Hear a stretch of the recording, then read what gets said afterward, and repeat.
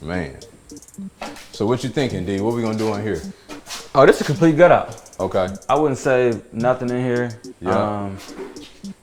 Looking at just behind the sink, there might be some potential water damage, so I probably would just snatch everything out to see what's actually going on behind there. Yeah. Take a good look at the plumbing, take a good look at the electrical, make sure it all working and in functional condition, and if it's not, update it. But just to add a little bit of flavor to this kitchen and make it look bigger than what it is, I probably would knock this down. Okay. I probably would knock that wall down. Okay. And if possible, if I can get away with it, I probably would open this up, this wall that we looking at right here. Yeah. And let it all flow. Okay. I just think it'll look better. It won't really add too much value in regards to the ARV, but it'll give it that intrinsic value. There you go. Because that's what I'm looking for. I want a homeowner to come in here and love it. Yeah. Not just like it, so they gotta fall in love as soon as they walk in the door. And for me, the kitchen is one of the key points. I agree with that. I agree. So outside of that, I mean, when you come in here, everything's pretty straightforward, right? We got some interior paint. We got a redo tile. Yep. Would you just run the same continuous floor all the way through? I've done that before, and it looks really good. Yeah. Like if I can get a cost savings on the material and it makes sense for the budget, and I really got to understand Florida market. I'm mainly investing in the Midwest. Right. So the comps look like, majority of them got ceramic tiling from the kitchen to the bedroom or in the living space in the common area. That's more than likely what I would end up doing. So you hit on something very important, and I want everybody to understand this, all right? When in doubt, trust the comps. We invest remotely, okay? Sight unseen, we pivot, we go into different markets, wherever it's advantageous for us. And the only way we know the lay of the land when we get there is by looking at the comps. You don't have to guess. Like, making money in real estate is not a guessing game. Absolutely. It's a very pragmatic approach, it's methodical, and you gotta understand what you're doing. Even if he didn't have me to tell him that, he's gonna look at the comps anyway to determine that, all right? So always look at the comps, trust your comps. So we obviously gotta paint all the way throughout. What would you do with these texture ceilings? So from the looks of these ceilings, they're in okay condition. You can tell that they tried to patch some of it already. Yeah. You look at the hallway ceilings, it's two different size ceilings. So for me, I would look at the comps again.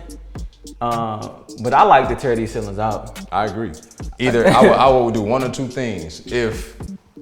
If I had enough spacing all the way around the top, I would either go over it with 1/4 inch drywall, or I would just tear them out and just drywall it back. Yeah, I think the 1/4 inch drywall would probably be the most efficient way. You ain't gotta worry about demo. Yeah.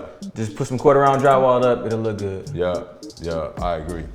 One of the things we always look for is our mechanicals, right? Yeah. So your plumbing, electrical, your HVAC, and our HVAC conveniently happens to sit inside of the bedroom. Wow. In the place of where a closet should be. Wow. Right? So essentially what we can do is close this off, open this up, and then open this wall up because there's dead space on the other side to make this the bedroom closet. Okay. You follow me? I'm following you. So we just kind of repurpose this area so that it's more functional and you don't have the furnace next to the headboard. Yeah. So looking at this bathroom, right? Yeah. First thing is just obviously not a standard size entryway, right? So we gotta open this up some. Yeah. But then what would you do with the remaining space? Would you go to, what would you do in there? Stand up shower. Stand up shower all day long. Stand up shower all day long. So, and I'm gonna let you guys see this, but when you look at this space, this will be a dynamic stand up shower, especially in a master suite. Like people really love master suites now. So you go stand up shower, I would move the commode over and then put the sink next to the shower. So you just gotta, as you're going through these renovations, you gotta think about placement and what flows the best and then what makes the best sense from a functional perspective. Okay. So we got a lot going on in there. Yeah, it needs some work. Yeah, most definitely. So what you thinking? Need a new kitchen, gotta be gutted, completely gutted. Yeah. There was 2 bathrooms. One bathroom, it was so horrible that we couldn't even go see it. Y'all didn't even see that bathroom. Right. The second bathroom, it needs some modifications. Yeah. So completely gut out bathroom, and then kind of a half bathroom that you need to add.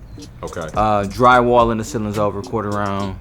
And then I would say the finishing touches, you would need to do some flooring. So we got kitchen, 2 baths, and just so y'all know, we not crazy. Like, well, how you gonna fix the bath if you never looked at it? Yeah. We know inherently what the cost is to fix the bathroom without ever seeing it. Absolutely. All right. We do this remotely, sight unseen, just so you know that. So 2 baths, kitchen, interior paint, flooring throughout, new interior doors, probably got a couple exterior doors as well. Yep. Thinking about 30, 32 Yep. on the inside. Absolutely. And then out exterior, so we had 32 on the inside, we had 17, 18 out. So about 50 grand all in on this project. Now, do the numbers work? So what would the purchase price be? So if we purchase it like right now, let's say we could purchase it for 60, right? Okay. Purchase it for 60, put 50 into it, we at 110. Yeah. Looking at the ARV, we like to play conservative. Let's say we could just sell it at 170. Okay. So that's 60 grand profit. In between, you account for 10% closing costs. Yeah. So now you probably at 50. Yeah. And then you gotta, so cash on cash, you would make 50 to like 45 grand. Right. But then you gotta account for the association of using hard money or using Yeah. somebody else's money. Yeah. And that's a cost that you gotta factor in as well. Absolutely. Even with that cost being factored in, you can walk away with 35 to 30 grand in your pocket on this deal. Yeah. So would you do the deal? So in the market that we in right now, and basically with the associated costs, I would do the deal. Okay. You know, we in a buyer's market right now. Absolutely. Like they're buying way above asking price. You know, even though I'm not accounting for that in my numbers, I'm confident we'll get a couple buyers in this area to come and close this house. Right. The unique thing about the current market conditions is that we're in a buyer's market as investors, but then we're in a seller's market as investors because we are able to get the buyers to perform well above asking price. Absolutely. No, that's really good. So if y'all want us to keep bringing y'all this sauce, comment below, like it, say yes, whatever you need to do to get my attention, and I keep bringing it to you.